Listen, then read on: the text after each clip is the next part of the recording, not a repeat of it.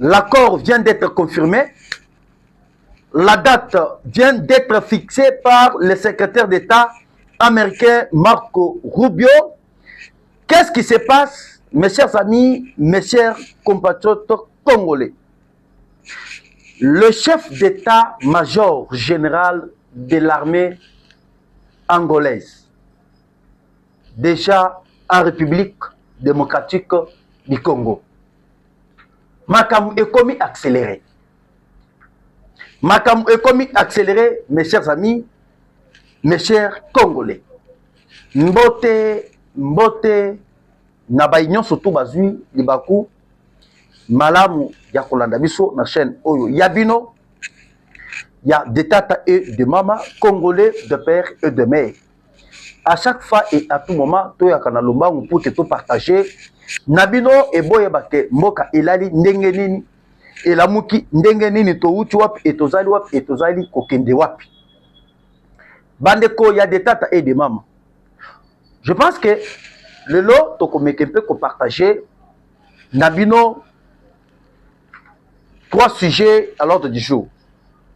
Yaliboso toko lak sabino et bokoyeba mukolo oyo ezali mena fixé pour un accord qui sera signé aux États-Unis d'Amérique.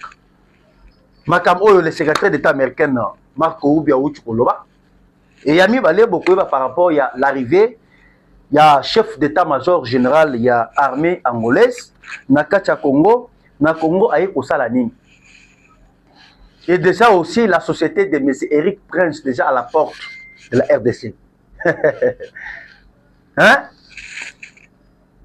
Kabila akolela. Nanga akolela. Nanu balélité et cette fois-ci bakolela. 7000 jeunes Congolais nouvellement recrutés par l'armée. Na Katanga. Bauchi aussi se paye formation na bango. Mambo masobele ndenge bandeko na biso ba Congo balubaka batu lampaka ba mona peleve qui vivra verra. Celui qui veut la paix prépare la guerre. Alors bandeko awa ezali surprise inattendue pour M. Paul Kagame, pour M. Joseph Kabila et pour M. Corneille Nanga. Bazalaki distrait. Mais le président Tshisekedi travaillait en silence. Ndenge Olive Lembe Kabila, moi si ya Kanambe Kaseberenge, alobaki et pas à Congolais que mon mari travaille en silence. Mais le silence de son mari était silence. Il y a copiétiné. Oh, le président Tshisekedi est en train de construire pour la République. Le silence que Olive Lembe Kabila parlait pour son mari, et ça qui silence, il y a étouffé diplomatie à Fachi. Il y a Koutika Congo ingouvernable, mettre l'insécurité partout. C'est ça le silence que Madame Olive Lembe Kabila a parlé. Maintenant, le silence que moi je suis venu vous informer aujourd'hui. Le silence du président Félix Tshisekedi et le silence, il y a victoire diplomatique. Et Bangonio surtout Bazali surpris. Bazala qui trop sûr que Tshisekedi sera agenoué par M. Paul Kagame. Maintenant, le l'homme a échangé. Na minute où l'accord vient d'être confirmé par le secrétaire d'État américain Marco Rubio. Et na minute où pourquoi les États-Unis commencent à accélérer les choses. Entre Iran et Israël. Les États-Unis d'Amérique attali par rapport à paramètres au Congo azali ko traverser. Soit qui va mettre comme ça la erreur mouké.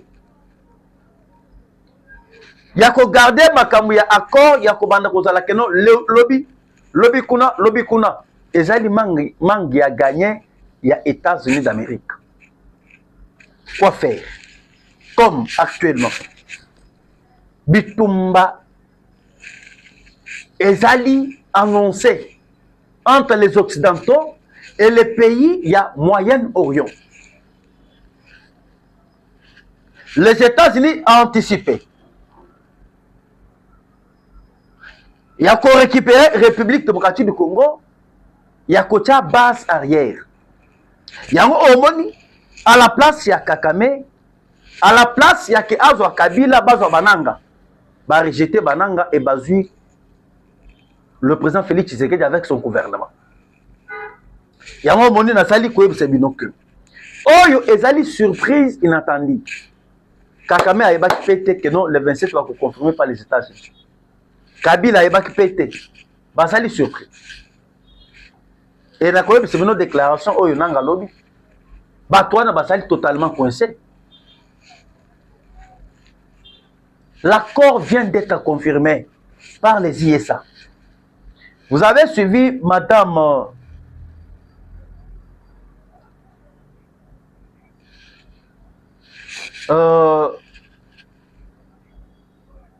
Tina Salama.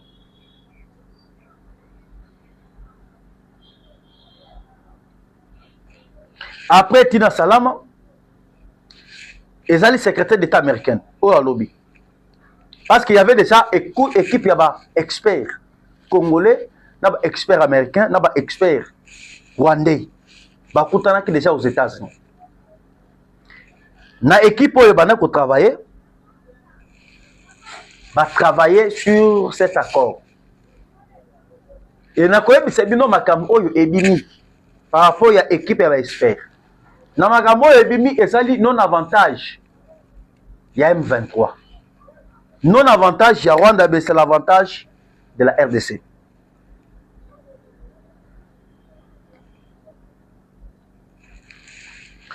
Selon Madame Tina Salama, RDC Rwanda, l'accord qui sera signé lors d'une réunion ministérielle le 27 juin comprend des dispositions relatives à l'intégrité territoriale et à interdiction des hostilités au désarmement et à l'intégration conditionnelle des groupes armés non ethniques. Une intégration conditionnelle est uniquement sur base du programme de désarmement, de mobilisation, relèvement communautaire et stabilisation PDDRSC qui en réalité reflète notre position sur le respect du processus de Nairobi Tina Salama. Wana Tina Salama. Le secrétaire d'État américain, Marco Rubio, va confirmer le 27 de ce mois. Ce n'est pas le 27 juillet. On a dit le 27 juin. C'est-à-dire la semaine prochaine.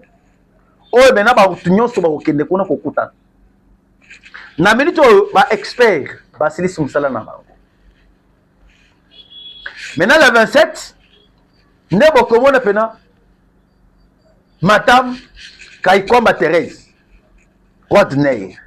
Kaikomba Thérèse Rodner a posé aux États-Unis. Parce que na minute on est tous allés koloba déjà out. Azoko s'est préparé déjà dans le Conseil des ministres. Demain, après le Conseil des ministres, le vendredi, aux États-Unis d'Amérique. 2 jours, il colo. Tout au plus tard, le dimanche, elle est déjà aux États-Unis. Le jeudi prochain, Bafandi, na ministre des Affaires étrangères, il y a Rwanda. Olivier Ndoungiré va signer. Parce que les alliés, étape préliminaire. Dans l'étape préliminaire, les alliés accélérés. Et ça, les ministres, il y a des pays, il n'y a pas de fan. Boyo Kamakam, Oyo, Naï, Nazali, Kolba, très bien. Ministre des Affaires étrangères à Rwanda, na ministre des Affaires étrangères, il y a Congo, Bakokutana, pour que va signer accord préliminaire. Et lorsqu'ils vont signer l'accord préliminaire, la deuxième phase, Ndebokoyoka, le deux présent Baye. Il y a un moment qui les États-Unis d'Amérique à lobby, Kakame Aya, Ayate. Attends, il y a l'hôpital. Il va venir signer. Hein? Selon le secrétaire d'État américain lobby, ata ba lobby que non Kagame afani na mbete à l'hôpital, ya afani pena na baston. Azolinga akufa piqué. Bakoya na mukanda, ba memelie et il va signer. Les États-Unis ne veulent plus encore reculer et ils veulent maintenant avancer. Pour la deal, il y a Congo et la RDC. Et pour votre information, le Qatar a fait déjà RDC sans blindé de guerre. Sans blindé de guerre, Oyo, Baouti copie sa RDC. Et ça va chauffer. Et qu'on chauffe, comment nani nanga wana. Biluba luba bejibi mutuka. Biluba luba ekopita pena nanka. Mais ça ressemble à, je vous dis. On a minute de tout ça, c'est que Baya Yawana, Bakomi isolé. Bakomi Nanga Telemi, Nang commence à dire que non, malgré que Congo Baké orangé na Rwanda. Rwanda est allé bisoté, biso, lit na biso, et ça lit noble, et tout très dynamique. Ah, yo Nanga Fandaka Kawana. Yo Bertin Bissim, Fandaka Kawana. Comment on sort na bino? Et na minute on est tous allés couper sabino. Lorsque les États-Unis ont fixé date, il y a le 27. Nanga kimisi basunaye déjà na Qatar, bakende ko senga pa Qatar pour na makamoteli négociation.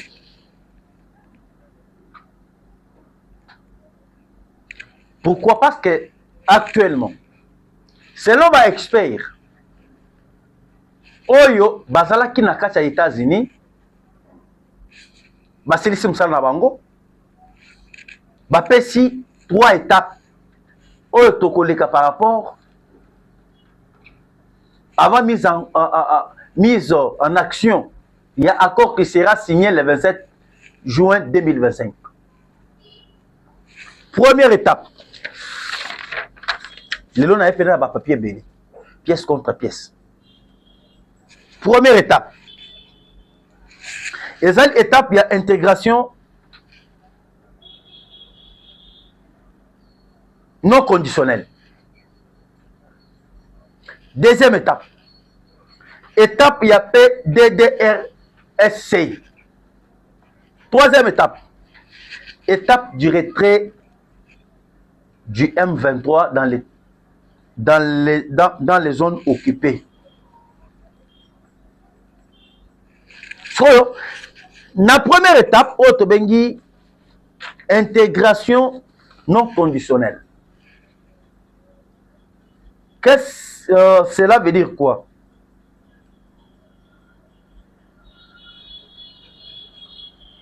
Je vais d'abord vous dire ce que signifie intégration conditionnelle. Intégration conditionnelle, ça veut dire Fatia sauver Mboka sans blague.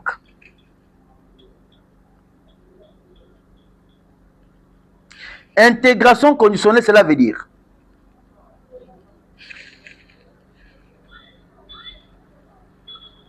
contrairement aux années de mixage anarchique, débrassage, bâcler, l'intégration conditionnelle signifie une seule chose, passer par le programme national PDDRSC. Désarmement, démobilisation, réinsertion communautaire et stabilisation. Bloc.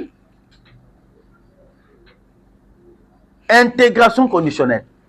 C'est-à-dire, moyen que tokamata un officier militaire ya Rwanda, un colonel ya Rwanda toche na kati ya armée, tokocha bango te, totindi bango na PDDRSC. Wane kosali mawapi na Kenya.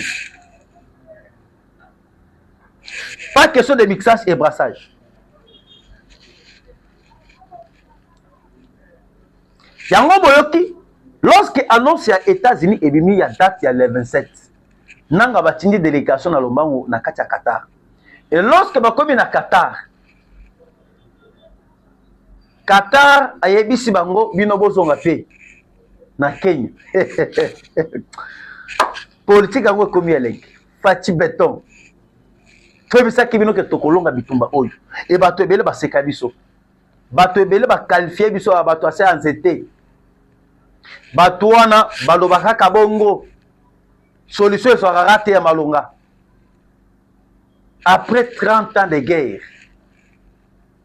Tshisekedi est venu sauver la République démocratique du Congo. Et na minute on ndenge tozali koyebisa bino bandeko balandi. Qatar azongisi délégation oyo Bertin Bisimwa na nanga batindaki epa na bango. Batindi bango bakende na Kenya. Bazokende na Kenya pourquoi moni esika batindi bango na Kenya. Ezali pour na cantonnement. Désarmement. Na Kenya batindi bango na seul objectif. Ba déposer Minduki. Un militaire rwandais atikali kuna. Militaire ougandais atikali kuna. Atiki Minduki nae. Militaire congolais azongi na Congo. Abani koyokola musala ya maboko. Akoti na programme ya désarmement. Hein, Otobengi PDDRSC. Et lorsqu'à Kota Kuna, balongo les casquettes, il y a rebelle, il devait maintenant menuiserie ou soit mécanicien. Le col à Kabila wana. Kabila Kozora Manso ou bien Kabila Kozora mécanicien ou bien Kabila Kozora Mboy Manso.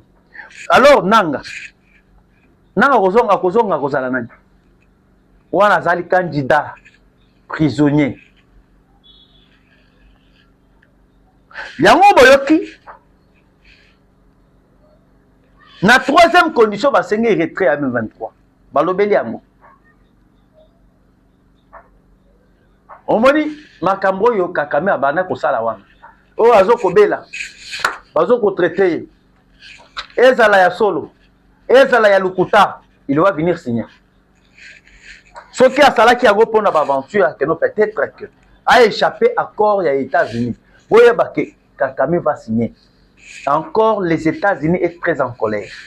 États-Unis a zali nakanda parce qu'à comprendre que ba minerai épilé le Iran a zali ko sala face naba israélien. C'est accord c'est à Kakame avec son frère Joseph Kabila et Moïse Katumbi. Regardez. Israël a fallu qu'on tenir devant Iran. Les États-Unis ont coupé ces avions de chasse. F-35. Ce sont des avions historiques. Ba avion wana ba frapakayango pamba pamba te. C'est la toute première fois au monde. Boyoka que Iran a frappé l'avion F-16 yab américain. 4 avions. Ce sont des avions très puissants. Yango ezali ko détruire na ba missile, na ba radar. Mais avion wana ba détruire yango 4 par les Iraniens. Et maintenant lorsque les États-Unis ont ça la invertication. Les États-Unis comprennent que minerai wana euti na maboko ya Katumbi, Kabila na Kakame. Ce sont bangonde les trios ya batuana ne ba permettre que Iran akoka kozaba matière na kati ya République démocratique du Congo. Maintenant pour détruire système oyo Iran a sali a créé pour détecter les armements ya États-Unis na kati ya Israël. Il faut maintenant récupérer la RDC et venir exploiter les minéraux. Parce que matière oyo ekoki kosala ki neutraliser système ya Iran se retrouve ici au Congo. Ezali na est kuna te, ezama kam na bino kuna ya est bino bozali kanisa na est wana te. Ba minéraux wana ezali ko se retrouver na pays ya ouest. Province wana eyebanité et jusqu'à présent ba tebele ba yebi na d'abord province wana te. Eska minéraux wana eotaki. Ça, c'est mon secret, moi je garde. Ah. Kala na commentaire, aux autres, non, ça c'est un secret pour moi. Le Congo, c'est un pays très riche. Il y a un moment les États-Unis comprennent qu'il faut maintenant accélérer les choses. Ba manœuvre ya Kakame wana etali les États-Unis d'Amérique. Abela te etali te. Les États-Unis avancent maintenant pour signer les accords. Na minute to ça na phase ministérielle. Madame Thérèse Kayikwamba na ministre ya Affaires étrangères ya Rwanda Olivier Nduhungirehe nde ba ko signer. Deuxième étape, Fachi Beton yemoko en personne. Et Fachi va faire le discours devant Akimaki Nakati ya Rwanda. Ya ogende ko signer l'accord. Autre bengi l'accord de CONOPS du 31 octobre 2024. L'accord de CONOPS du 31 octobre 2024 fait des routes sécuritaires régionales que Kakame avait refusé d'envoyer ses experts et des armées réactivées dans le cadre du nouveau mécanisme de conditions de sécurité. Maintenant, le Congo, c'est un pays béni. Batinyon souwana bozali komona bazoli mwa kalamingi te. Et cantonnement ezo kosali makalamingi te. Boyoki lelo na minute oyo frappe ezali koleka na parti est na ninga kosakanga te. Muntu ata moko te azali kotelema. Ni nanga, ni banani. Nana kotelema lisu na parti est. Personne. Et moi je vous préviens. Qatar, les États-Unis d'Amérique, Basali Dio, Bakomi, même moral. Tant que Qatar Bakomi na même moral avec les États-Unis, c'est fini. Vous voyez que Qatar a s'invertir dans le Rwanda à 80%. Économie à Rwanda à 80%, c'est le Qatar ou à Simbiango. Si les Rwanda osent, ça sera terrible. Bakomi na des choix, des possibilités. Na minute oyo, nanga Kabila, bakomi na des possibilités. Première possibilité, oyo nanga bazali na yango.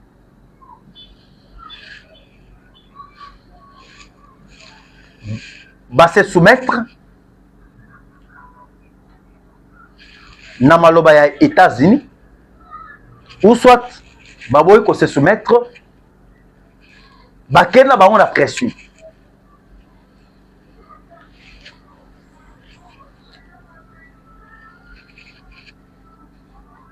On a minute ndenge tozali koyebisa bino. Après les 27 ans, tu as signé kaka avec les Américains. La société Black Walter de M. Eric Prince, baza déjà on a kicha ça. Bazo kita out. Parce que nous déjà na Pétacon, on a déjà mobilisé 75 jeunes congolais, pilotes. Oh bazali bien formés. Mbango bakoya na délégation directe na société ya Black Walter ya M. Eric Prince na kati ya Congo.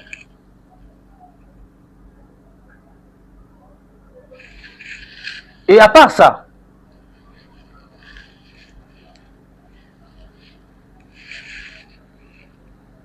le Congo de Fachi est continue l'histoire.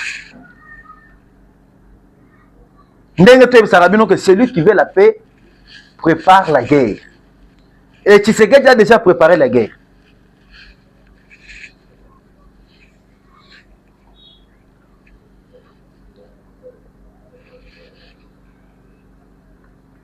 Kabila yaki na ba intimidation. Oh Chinaram. Chinaram. Mais Chinaram wango asuki bon. Bon mon temps to signer accord. Oyo zali prophétie. Kamere baachi. Bango moko bakokima bango moko. Na kati ya Assemblée nationale. Bakokima. Pour mission na bango na ba français échoué. Dernière carte oyo bango babanda ko jouer. Carte wana simbité. Encore na ba blender auto utu kozo. Ya auto bengi Qatar. Nanya ko télé. Nanya ko télé.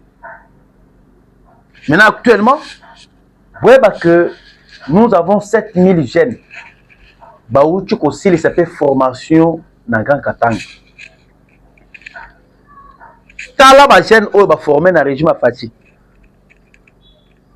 Au mixage, brassage. Ezali li sous-souté. Pas question de mixage, pas question de brassage.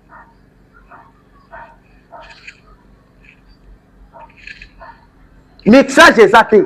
Cette fois-ci, armée et kozala une armée. Yango siko boyoki. Premièrement, parmi les principaux points clés sur cet accord, Balobi 1. Cesser le fait et respecter mutuel des frontières territoriales. Rwanda zali na droit ya kosala paix li sous RRT. Ya ko violer frontières ya Congo. Deuxièmement, on a dit mise en place des mécanismes conjoints de coordination sécuritaire. Mise en place des mécanismes de coordination sécuritaire. On a besoin maintenant l'Angola va venir intervenir. Pour na makambo oyo etali cantonnement. Et cantonnement est considéré de façon que batali selon bango ba kompona ke no toke na tana rumangap. Wana toke na bango na rumangap. To bani ko sala cantonnement. Et cantonnement va faire avec les experts ya Congo, na ba experts ya Rwanda. Basali ko tala qui est congolais et qui est rwandais. To mi ko song sa bango. Encore les États-Unis. Ana kanda moko ko sangana te pona banyama wana. Et troisièmement, désarmement et réintégration des groupes armés. Ba désarmer bango ba tiki minduki, ba longoli ba teni. Ba o ba ke na Kenya ba ke na Kenya. Ça c'est une victoire diplomatique. Bitumba babunda balonga ka bitumba kaka na minduki te. Ndenga bato ebele bazali kokanisa que non pour faire la guerre, il faut que ça la minduki tout comme son nom. Et Tshisekedi a kopesa ba présent ebele Afrique leçon. Ba politicien ebele na Afrique Tshisekedi a kolakisa bango leçon. Leçon ke bitumba. Ba ko kanyango kaka par une voie ya guerre, par une voie ya diplomatie. Ya diplomatie. Au moins on m'a sécurité. Et quatrièmement, on a dit retour volontaire des réfugiés et accès humanitaire garanti. C'est-à-dire, ba oyo ba Rwanda ba kotaki awa ba réfugiés ba zongi na mboka na bango. Ba Ougandais ba zongi na mboka na bango. Et ba Congolais oyo ba kendaki na Uganda ba ko zonga pe na ba leur milliers habituels oyo ba mesana ko vivre pour ça là ba affaire ba zongi. Et cinquièmement, on a dit lancement des nouveaux cadres de coopération économique régionale. Après, maintenant, étape Oyo, Kinya et Koti, maintenant, le lancement, il y a une coopération régionale et zongi. Dans les pays sous-région, il y a Grand Lac. Ouganda, Burundi, coopération et zongi, Dengue et Longoban. Ça, c'est une victoire. Bilokoyo, Totikala, Komona Yangote. Mais Tomoni yango na régime, il y a le président Félix Tshisekedi. C'est ce que on a il y a la différence entre Mkolo Mwana Mboka na un étranger. Kabila Zalaki na Congo pendant 18 ans. Totikala kokota na Conseil de sécurité des Nations Unies. Totikala kokota na makam État droits de l'homme. Totikala jamais aux postes clés dans l'Union africaine. Maintenant, avec le lot Félix Tshisekedi, nous sommes parmi les décideurs. Na ONU, tozali na poste à monnaie. Le lot na Conseil de sécurité des Nations Unies. Tozali na poste à monnaie comme vice-président du Conseil de sécurité des Nations Unies. Membre non permanent. C'est-à-dire, poste à Debosso, c'est la France qui gère. Deuxième poste, c'est la République démocratique du Congo qui gère. Pour moi, les pays surtout l'Afrique, Fatia Kobana ko diriger tous les pays surtout l'Afrique. Le Congo, c'est un pays poumon. C'est un poumon pour le monde. Maintenant, actuellement, leadership, il y a Congo et Zozonga. ndenge papa Simon Kimbangu alobaki. Alors actuellement pour chuter nazali ko bisebino ke ba wazalendo ba pesi 48 heures on a retrait ya bato bazali déjà na Bukavu. Ceux qui 48 heures l'équipe va se retirer ba ko s'en charger na ba wazalendo.